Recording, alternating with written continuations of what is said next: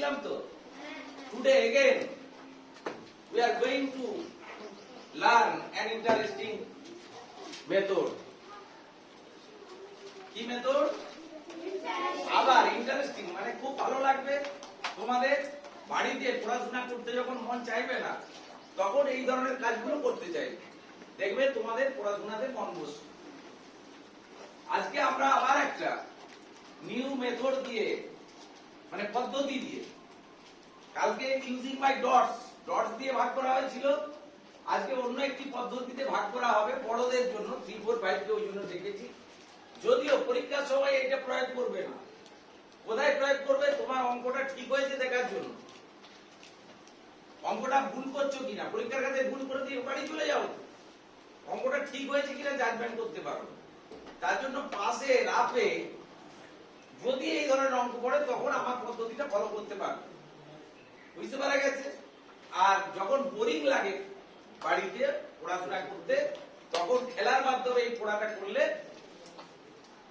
আর যত বেশি আমরা অঙ্ক নিয়ে প্র্যাকটিস করতে থাকবো, তত অঙ্কের প্রতি ভীতিটা কমে যাবে।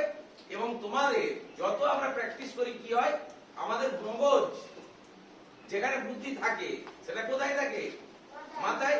তো সেইটা কালচার হবে, যত তুমি প্র্যাকটিস করবে, তত তোমার অঙ্কে বুদ্ধিটা বাড়তে থাকবে। তো নাও দেরি করবো না, আমি অঙ্ক করতে চলে যাচ্ছি, তাই তো? দেখো আমি একটা অঙ্ক লিখছি।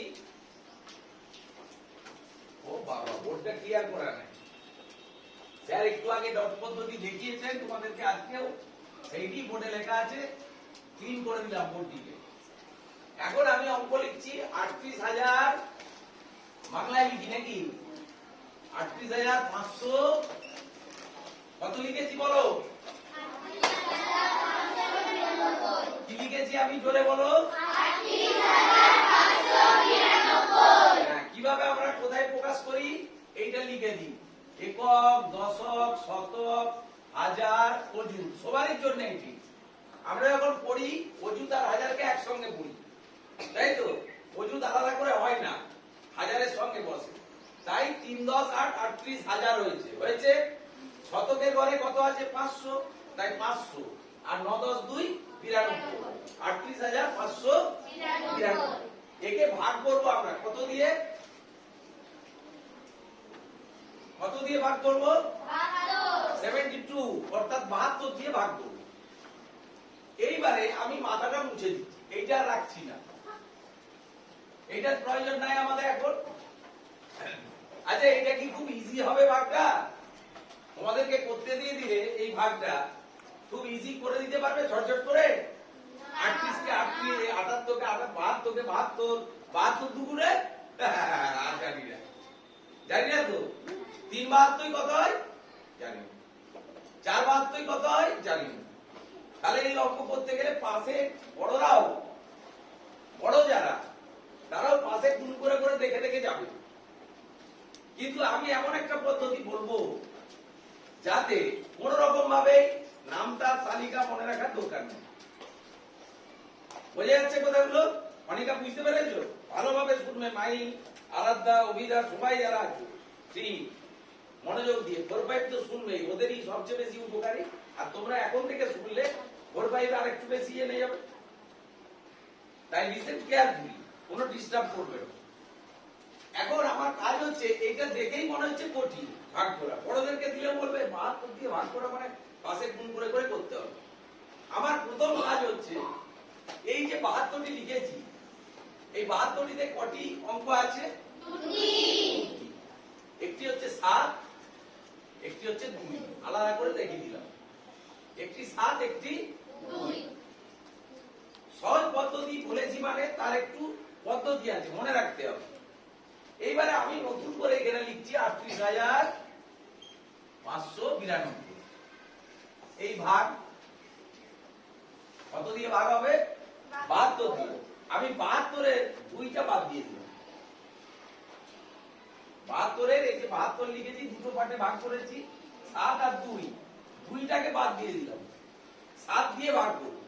7-এর ঘরের নামটা আমরা জানি, সবাই জানি, তাই তো? 1, 2, 5 একবারে পুরো পর্যন্ত জানি। ক্যাজুয়াল বলে দিবে, তাহলে এইটার ক্ষেত্রে কোনো অসুবিধা নেই। দুইটা কাজে লাগবে, দুইটাকে কাজে লাগাতে হবে, নাহলে ভাগ কি করে হবে? 2 দিয়ে 7 10 2 72 দিয়ে ভাগ করতে বলছে, দুইটা কাজে লাগাতে হবে না? দুইটা কাজে লাগবে, সেটা প্রসেস অনুযায়ী যাবে, দেখতে হবে, দেখলেই বুঝতে পারবে। আমি 2 কেও কাজে লাগাবো, 7 দিয়ে ভাগ করব, 2 দিয়ে গুণ করব।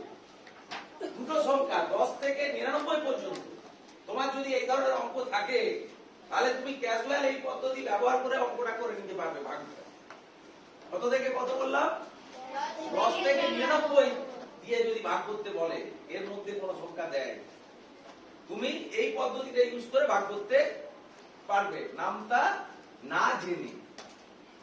হয়েছে? এবারে আমাদের সোজা হয়ে গেছে, দুইটা ছেড়ে দিতেই আমাদের অঙ্কটা সোজা হয়ে গেছে, হয় না হয়নি? তাহলে আমি এখানে 7 দিলাম।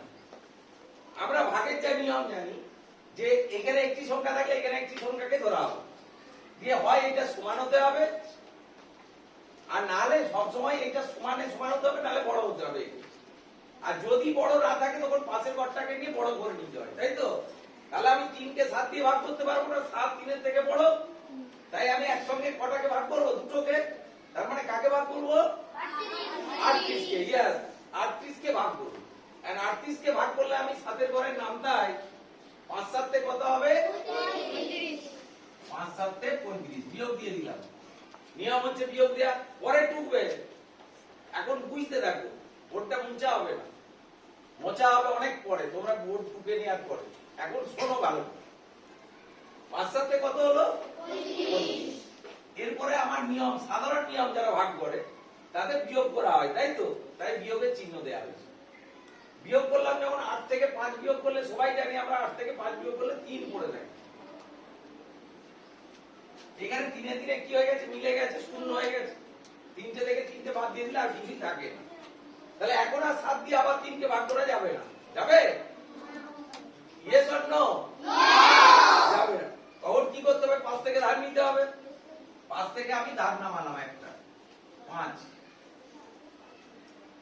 এরপরে কাজ হচ্ছে 2 এর। এরপরে আমি 2 কে কাজে লাগাবো। কি বুঝা যাচ্ছে না যায়নি? 2 কে কি করতে হবে? এই যে ভাগফলটি বেরিয়েছে তাকে 2 দিয়ে গুণ করতে হবে। যদি ওইটি 72 না থেকে 73 থাকতো, তাহলে 3 দিয়ে গুণ করতাম। 4 থাকলে 4 দিয়ে গুণ করতাম। এখন 2 আছে তাই 2 দিয়ে গুণ করব। 5 দুয়ে কত হয়? 10। এখানে 10 লিখে দাও, দিয়ে বিয়োগ করো। কত হবে? 25। 5 2 হয়েছে। এখন তো ভাগ করতে পারবো না? পারবো না? এখন ভাগ করতে পারবো। কত হবে ভাগ করলে? 3 7 21 বা 7 3 21। আবার আমি সেই প্রথম নিয়মে ফিরে যাচ্ছি। 7 3 21 হয়েছে, কত পড়ে রইলো? 4। এরপরে আবার নামবে যথারীতি, নামবে না? নামবে না? 9। এখানে কত আছে? 3।